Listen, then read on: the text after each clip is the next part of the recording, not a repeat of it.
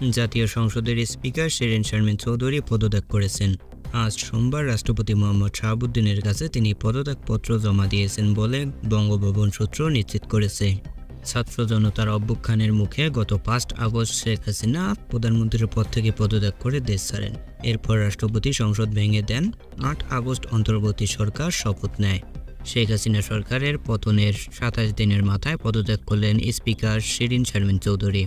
2008 সালে নির্বাচনে আওয়ামী লীগ ক্ষমতায় আসার পর স্পিকার নির্বাচিত হন আব্দুল হামিদ। তাকে রাষ্ট্রপতি নির্বাচিত করা হলে 2013 সালে 30 এপ্রিল স্পিকার নির্বাচিত হন শিরীন শারমিন। এরপর থেকে টানা তিনি এই দায়িত্বে ছিলেন।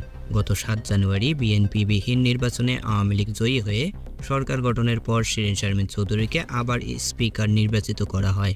দেশে গত 16 জুলাই থেকে 5 আগস্ট ও সরকার পতনের পরে সহিংসতায় 760 জনের মৃত্যু হয়েছে।